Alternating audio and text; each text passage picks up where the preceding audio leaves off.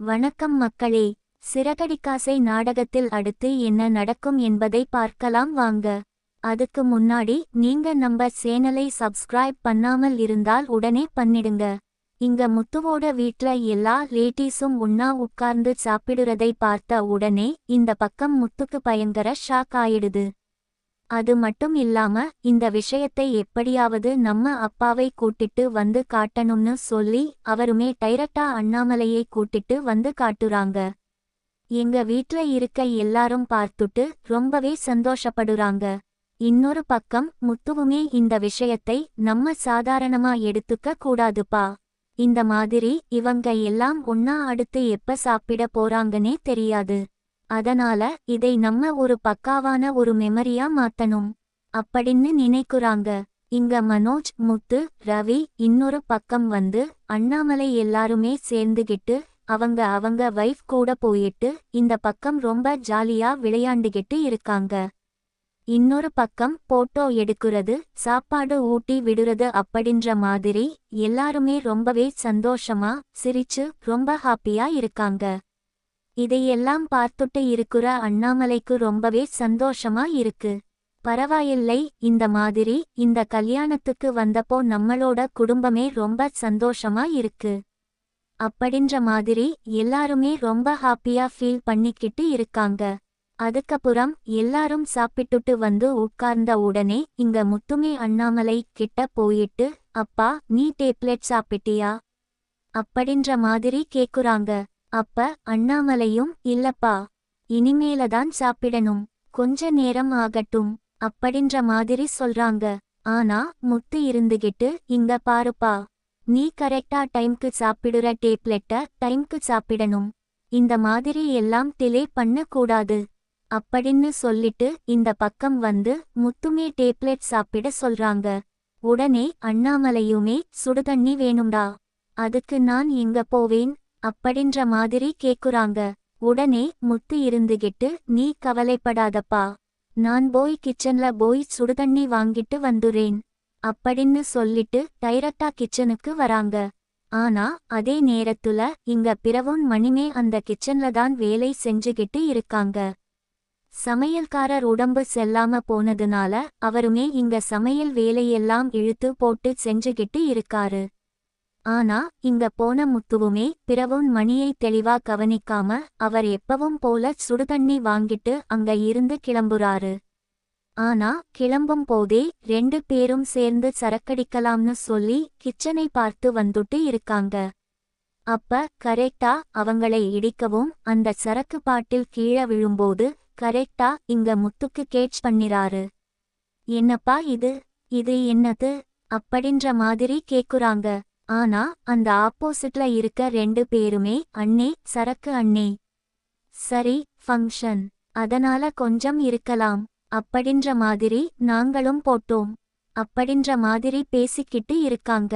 ஆனா அதே நேரத்துல கையில கிளாஸோட இன்னொரு பக்கம் வந்து கையில சரக்கையும் வச்சிட்டு இருக்கிற முத்துவை இங்க மனோஜ் பாக்குறாரு. பார்த்தது மட்டும் இல்லாம அப்புறமே முத்துவை பார்த்துட்டு, ஆஹா, சரக்கடிக்க ஆரம்பிச்சுட்டானா, முடிஞ்சிச்சுடா, இதுக்கு மேல இவன் இந்த கல்யாணத்தை ஒரு வழி பண்ணாம விடமாட்டான் அப்படின்ற மாதிரி உடனே வேகமா போய் அண்ணாமலை கிட்ட, அப்பா அவன் என்ன பண்ணிக்கிட்டு இருக்கான் தெரியுமா, முத்து வந்து சரக்கடிச்சிட்டு இருக்கான்பா அப்படின்ற மாதிரி மனோஜ் வந்து வீட்ல இருக்க எல்லார்கிட்டையும் அதே நேரத்துல அண்ணாமலை கிட்டையும் சேர்த்து சொல்லிக்கிட்டு இருக்காங்க. ஆனா இதை கேட்டு அண்ணாமலையும், இல்லடா, அவன் அப்படி எல்லாம் பண்ண மாட்டான் அப்படின்ற மாதிரி சொல்றாங்க. நீ வேறப்பா, கிச்சன்ல போய் பாரு, ஒரு கையில கிளாஸும் இன்னொரு கையில வந்து சரக்கும் வச்சிருக்கான்பா, அவன் சரக்குதான் அடிச்சிட்டு இருக்கான் அப்படின்ற மாதிரி சொல்றாங்க. உடனே இவங்க எல்லாரும் கிளம்பி இந்த பக்கம் வந்து முத்துவை பார்க்க போறாங்க. ஆனா முத்துவுமே அந்த கிச்சன்ல சரக்கு அடிக்க வந்தவங்க கிட்ட, இங்க பாருங்க தம்பி, இந்த மாதிரி ஃபங்க்ஷன் டைம் தான், ஃபங்க்ஷன்ல நீங்க சரக்கு அடிக்கலாம்தான், பட் இருந்தாலும் இது ரொம்பவே முக்கியமான ஃபங்க்ஷன், இந்த மாதிரி வந்து கிச்சன்ல வந்து நீங்க சரக்கு அடிக்க கூடாது, நீங்க ஃபங்க்ஷன் முடிஞ்சதுக்கு அப்புறம் ட்ரிங்க்ஸ் பண்ணிட்டு ரொம்ப ஜாலியா இருங்க. அதுல எந்த பிரச்சனையும் இல்லை. ஆனா நீங்க குடிக்கிற சரக்குனால இந்த கல்யாணத்துக்கும் இங்க இருக்கிற யாருக்கும் எந்த ஒரு பிரச்சனையும் வந்துடக்கூடாது. அப்படின்ற மாதிரி முத்து பக்காவா அட்வைஸ் பண்ணிட்டு இருக்காரு. இதை பார்த்துட்டு இந்த பக்கம் அண்ணாமலையும் மனோஜ் மேலையும் கீழையும் பார்த்துட்டு, டேய், அவனா சரக்கடிக்கிறான், சரக்கடிக்கிறவங்களும் அடிக்கக்கூடாதுன்னு சொல்லி தடுத்துக்கிட்டு இருக்காண்டா அப்படின்ற மாதிரி அவரும் பேசிட்டு இருக்காரு. ஆனா இதை கேட்ட மனோஜுமே, அப்பா அப்ப எதுக்குப்பா அவன் கையில கிளாஸ் இருக்கு அப்படின்ற மாதிரி கேக்குறாங்க. டேய், நான் தாண்டா டேப்லெட் போடுறதுக்கு சுடுதண்ணி கேட்டேன், அதை எடுக்கதாண்டா அவன் போயிருந்தான் அப்படின்ற மாதிரி இந்த பக்கம் வந்து மனோஜ் கிட்ட புரிய வைக்கிறாங்க. அப்ப கரெக்டா முத்துமே, என்னடா இது, மொத்த குடும்பமும் நம்மள வந்து பார்த்துட்டு இருக்குன்னு சொல்லிட்டு ரொம்ப டவுட்டோட, அப்பா சுடுதண்ணிதானே எடுக்க வந்தேன், என்ன ஆச்சு, எல்லாரும் என்ன பாக்குறீங்க அப்படின்ற மாதிரி கேக்குறாங்க.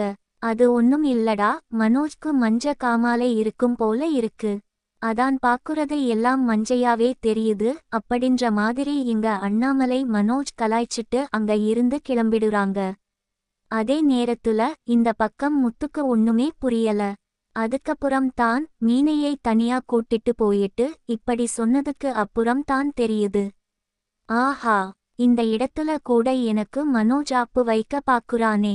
சரி சரி இருக்கட்டும், அவன் கிடக்குறான், அவன் எப்பவுமே அப்படித்தானே அப்படின்ற மாதிரி இங்க முத்து மீனாவும் ரொம்பவே கேஷுவலா விட்டுறாங்க. அதுக்கப்புறம் இங்க கல்யாணத்துக்கான வேலைகள் எல்லாம் பக்காவா நடக்க வந்துகிட்டு இருக்கும்போது யாருன்னே தெரியாதவங்க 2 பேரும் மீனா கிட்ட ரொம்பவே கேஷுவலா பேச ஆரம்பிக்கிறாங்க. அவங்க யாருன்னு இந்த பக்கம் மீனாக்கு சுத்தமா புரியல. அவங்க என்ன நினைச்சுக்கிட்டாங்கன்னா, இந்த மாதிரி பொண்ணு வீட்டு சைடுல மீனா சொந்தக்காரங்கன்னு நினைச்சுட்டு, என்னம்மா பாப்பா நல்லா இருக்காளா அப்படின்ற மாதிரி ரொம்பவே கேஷுவலா விசாரிக்க ஆரம்பிக்கிறாங்க. இங்க மீனாவும் பார்த்துட்டு, என்ன இது, யாருன்னே தெரியல ஆனான்னு என்கிட்ட விசாரிக்கிறாங்க, என்ன தெரிஞ்ச மாதிரியே பேசிக்கிறாங்களே அப்படின்ற மாதிரி அவங்களும் சரி சரின்னு தலையாட்டிட்டு விட்டுறாங்க. அதுக்கப்புறம் அவங்க 2 பேரும் சேர்ந்து ரொம்பவே கேஷுவலா இந்த பக்கம் வந்து பொண்ணோட ரூமுக்கு போய் ரொம்ப நல்லா பேச ஆரம்பிக்கிறாங்க. ஆனா பொண்ணுக்குமே அவங்க யாருன்னு தெரியல. இந்த பக்கம் வந்து மீனாவுமே ரொம்ப டவுட் ஆகுறாங்க.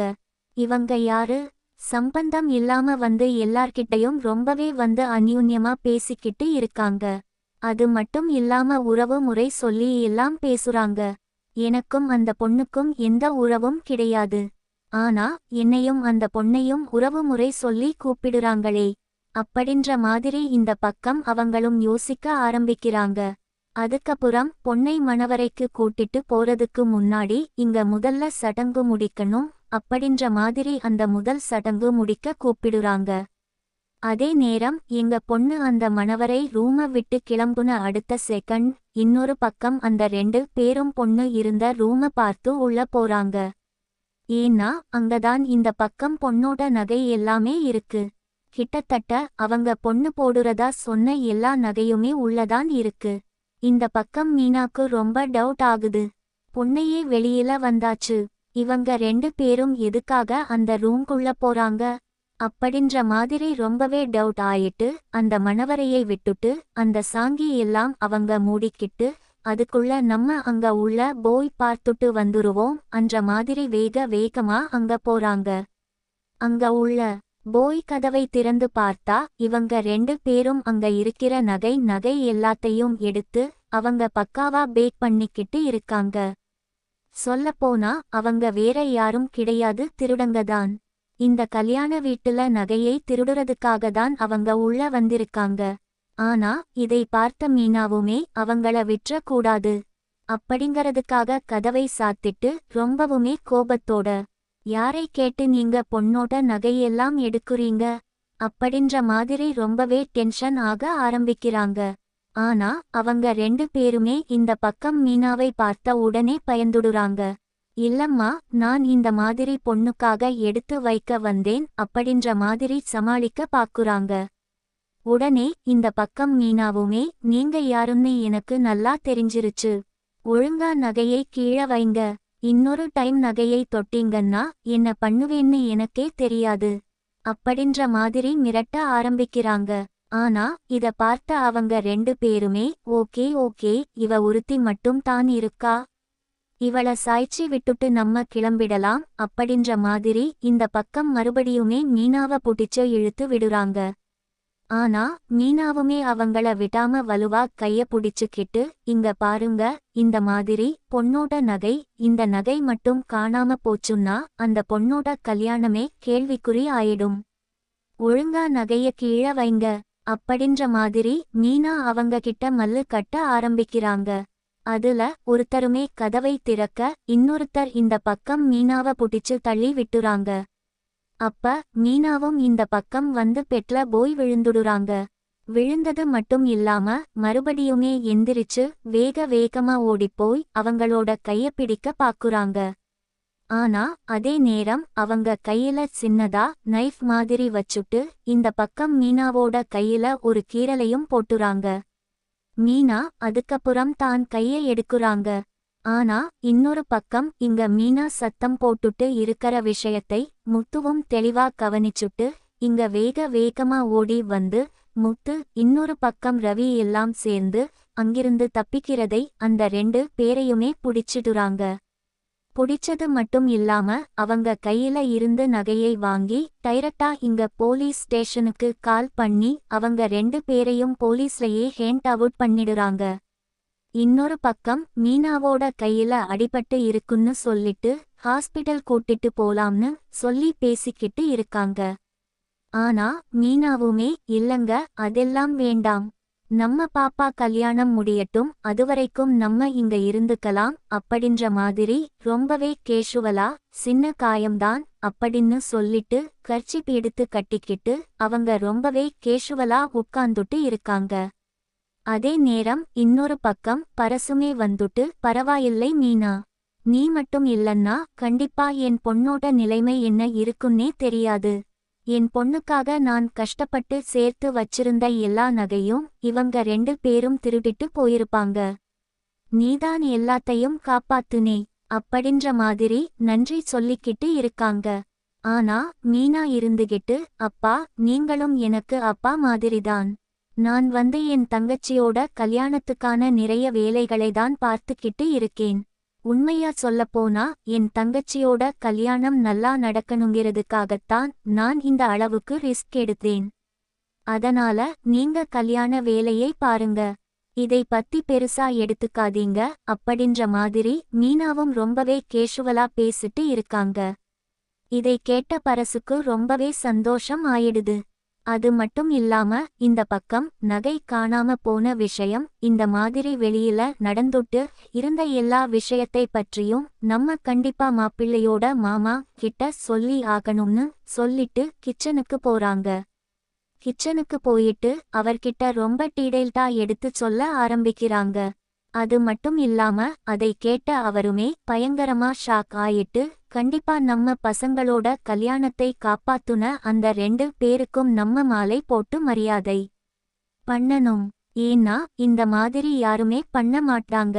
அவங்களோட உயிரை கூட பொருட்படுத்தாம இந்த மாதிரி நம்ம பசங்களோட கல்யாணம் நடக்கணுங்கிறதுக்காக இந்த அளவுக்கு அவங்க ரிஸ்க் எடுத்திருக்காங்க. இல்ல, அவங்களுக்கு மாலை மரியாதை செஞ்சு கௌரவப்படுத்தணும் அப்படின்ற மாதிரி பிரவுன் மணி சொல்றாங்க. இதை கேட்ட உடனே இந்த பக்கம் பரசுக்கும் அந்த விஷயம் பிடிச்சிருது. சரி வாங்க, நம்ம கண்டிப்பா அவங்களுக்கு மரியாதை கொடுத்தரலாம் அப்படின்ற மாதிரி இவங்களும் மாலையெல்லாம் எடுத்துக்கிட்டு இந்த பக்கம் அந்த மூலதாளத்தை வாசிச்சுக்கிட்டு டைரக்டா முத்துவையும் மீனாவையும் பார்த்து போயிட்டு இருக்காங்க. ஏன்னா அவங்க செஞ்ச விஷயம் சாதாரண விஷயம் கிடையாது. நம்ம குடும்பத்தையே காப்பாத்துற மாதிரி ஒரு பெரிய விஷயம் பண்ணிருக்காங்க அப்படின்னு சொல்லிட்டு இவங்க 2 பேரும் டைரக்டா மாலை எடுத்துக்கிட்டு இந்த பக்கம் முத்து மீனா முன்னாடி போய் நிக்கிறாங்க. அதே நேரம் இங்க முத்துவையும் மீனாவையும் பார்த்த பிரவுன் மணிக்கு என்ன பண்றதுன்னே தெரியல. அப்படியே ஸ்டன் ஆகி போய் நின்னுட்டு இருக்காரு. இப்போ நம்ம குழந்தைகளுக்கு நல்லது செஞ்ச முத்து மீனாக்கு நம்ம மரியாதை செய்யணுமா? இல்ல அப்படின்னா நம்ம ரோகிணிக்காக பேசி நடிச்சிட்டு இருந்தோமே அந்த நடிப்பை கண்டினியூ பண்ணணுமா? அப்படின்னு சொல்லி தெரியாம இவங்க கிட்ட என்ன பேசுறதுன்னே தெரியாம அப்படியே மிரண்டு போய் நின்னுக்கிட்டு இருக்காங்க. ஏன்னா அவருக்குமே இது ரொம்ப முக்கியமான சிச்சுவேஷன். ஏன்னா இப்போ அவரு மாப்பிள்ளையோட மாமாவா இருக்காரு. அப்ப இப்படிப்பட்ட ஒரு நிலைமையில கண்டிப்பா அவரை எந்த விஷயத்துலயும் பின்வாங்க முடியாது. அப்படின்ற மாதிரி அவருமே கிணறி போய் நின்னுக்கிட்டு இருக்காரு. இந்த பக்கம் முத்துவும் மீனாவும் இங்க பரவுன் மணியை பார்த்துட்டு நீங்க மலேசியா மாமாதானே அப்படின்ற மாதிரி இந்த பக்கம் பிரவுன் மணி கிட்ட கேக்குறாங்க. ஆனா பிரவுன் மணி வாயே திறக்காம நின்னுட்டு இருக்காரு. அப்ப கரெக்டா பக்கத்துல இருக்க பரசுமே இல்லப்பா, நீ வேற யாரோ நினைச்சு பேசிக்கிட்டு இருக்க. இவர்தான் மாப்பிள்ளையோட மாமா. இவர்தான் சொல்லப்போனா இந்த மண்டபத்துல நடக்குற வேலை, இதுக்கு முன்னாடி கல்யாணம் ஓகே ஆனதுன்னு சொல்லிட்டு எல்லா வேலைகளையும் அவரே தனியாளா நின்னு செஞ்சுகிட்டு இருக்காரு. மாப்பிள்ளைக்காகவே கிட்டத்தட்ட அவரோட வேலைகள் எல்லாத்தையும் விட்டுட்டு இந்த பக்கம் இந்த கல்யாண வேலையை அவரோட முழு வேலையை எடுத்து செய்றாரு. அப்படின்ற மாதிரி பரசு இந்த பக்கம் பிரவுன் மணியை பற்றி பேசிக்கிட்டு இருக்காங்க. அது மட்டும் இல்லாம இவரோட பேரு பிரவுன் மணி அப்படின்ற மாதிரி அந்த விஷயத்தை ரொம்பவே டீடைலா சொல்றாங்க. இதை கேட்ட உடனே இந்த பக்கம் முத்துக்கும் மீனாக்கும் என்ன பண்றதுன்னே தெரியல. இவரு மலேசியா மாமா தானே, இது என்ன பிரவுன் மணி என்ற பேர்ல இங்க இருக்காரு அப்படின்ற மாதிரி அவங்களும் அப்படியே ஸ்டன் ஆகி போய் நின்னுட்டு இருக்காங்க. இன்னொரு பக்கம் முத்துவோட குடும்பத்துல எல்லாருமே இந்த பக்கம் வந்து பிரவுன் மணியை பார்த்துட்டு இங்கேயே வந்துட்டு இருக்காங்க. இங்க ரோகிணியுமே பிரவுன் மணியை பார்த்துட்டு என்ன சொல்றதுன்னே தெரியல. அவங்களும் அப்படியே